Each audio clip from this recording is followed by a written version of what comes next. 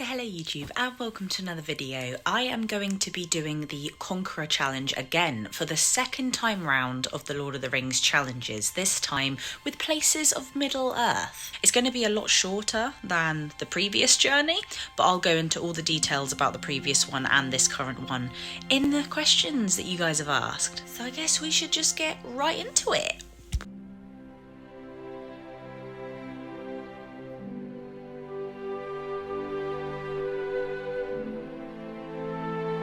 And we are here, back in the woodland where it all began.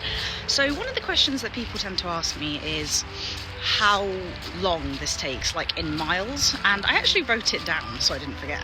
So the first challenge was like the Middle Earth one, so you had the Shire, which was 145 miles, Fellowship was 98 miles, Mines of Moria was 40 miles, Eye of Sauron was 95 miles, and Mordor was 282 miles, so it was a very long challenge. And also for each of those, the Shire I did in 15 days, Fellowship 10 days, Mines of Moria 4 days, Eye of Sauron 13 days, and Mordor took 20 days. So it didn't take me that long, but I was doing, to start with, 20k steps a day. I don't recommend that under any circumstances. The next challenges are Rohan, Helm, and Gondor, and these are a part of the Return of the King medals, so it's a lot different, but the distances are shorter. So Rohan's only 80 miles, Helm is 100 miles, and Gondor is 70 miles. I'm probably going to pace myself quite a lot with this challenge because I don't want to be ending up doing 20k steps again. One person did ask about the shoes that I was wearing, and if you watch my first video, you'll know that I went through 2 pairs of shoes doing this challenge because of how much walking I did. And unfortunately, I've not learned because I'm still using the same sorts of shoes that are going to get destroyed within probably about 2 weeks. So like I said, the next challenge is the Return of the King. It's more based around Aragorn and his kind of legacy in those areas. So it's 230 miles in total, which is obviously a lot less than I think the 660 it was for the entire Middle Earth, about a third of it. So I'm aiming to do 10k steps a day. That's kind of what I'm aiming for just for personally. I've also taken up doing a Saturday 5k run, which I have gone from 37 minutes to I think about 33 minutes within about 2 weeks. So I'm doing all right with it, but you know, this walk seems to be taking it out of me more than the 5k does. The Return of the King challenge actually starts today, the 25th of January. It starts at 7 p.m. though, so what I'm going to do is I'm basically just going to do my normal exercise, log that today, and start today. But yeah, I'm just hoping that it goes well. I'm hoping I don't die doing it because there's so many steps to do, but I quite enjoyed these challenges. You guys enjoyed the video last time, and hopefully throughout this journey I will answer more questions. Anyone have any idea what the fuck that is? It's on the bridge.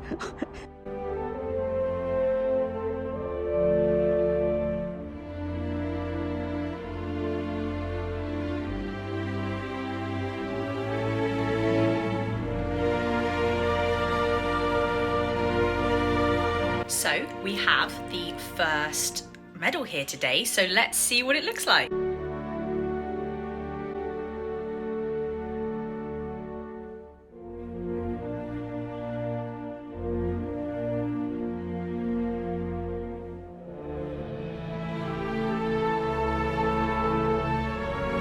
It's 8 degrees out here, but I am way too warm.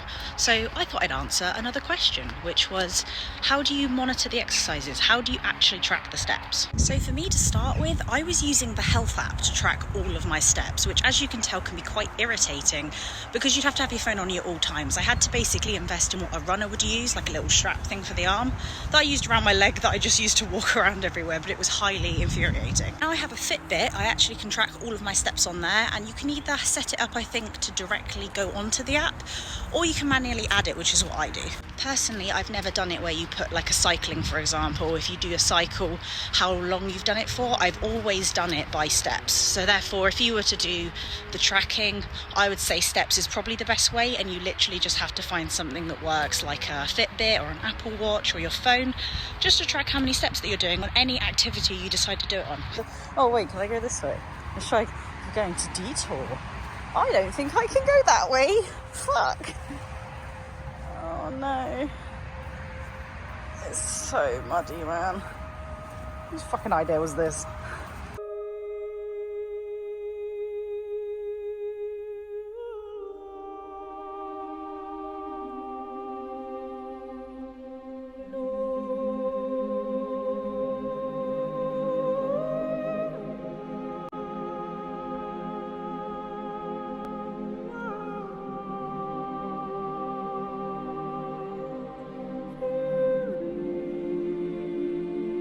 My second medal arrived today, so let's take a look at it together.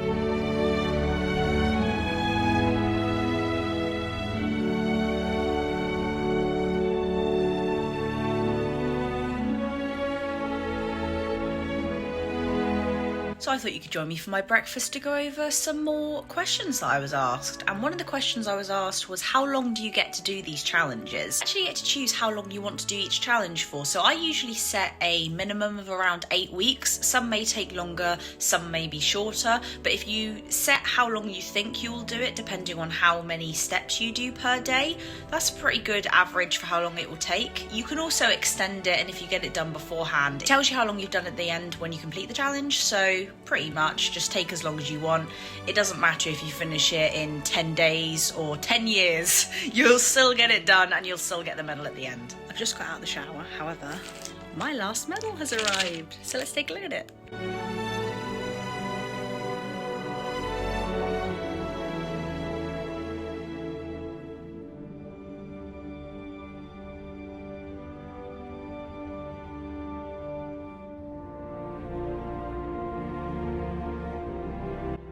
So this is it. I have finished the Lord of the Rings Conqueror challenge. It's been really great. It was obviously a lot shorter than it was before, but I really enjoyed it still. So I thought I would end on one of the final questions that I was asked, which was, what sort of exercises can you do? What sort of things can you do to get the steps in? So exercises, you can literally do anything. I pretty much did walking. However, you can do running, swimming, walking, general gym exercises. Any way to get your exercise in is good. And there is conversion methods where you can do different exercises and convert them to steps to then still contribute to the challenge. I would also say one thing that benefited me was my diet. I have tried to be a lot better. I'm still not great, but a little bit better. We actually have the Gusto meals at the minute, and they are very good. They do work out cheaper because they give you the portions that you actually need when you're actually making the meals, which saves money instead of buying in bulk and throwing out the stuff that you don't eat. But yeah, I hope you really enjoyed watching the video. If you have any other questions, if they do another Lord of the Rings or sort of like challenge like that, I will probably do another video. So if you do have any questions, just pop them below. I'll answer them and I'll put them in the next video. Otherwise, I think I will leave you with one of the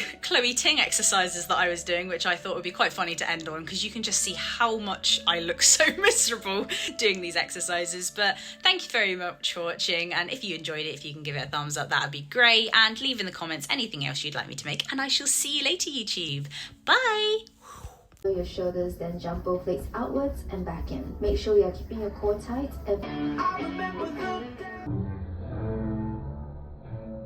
and now dip your hips from side to side, working on your obliques.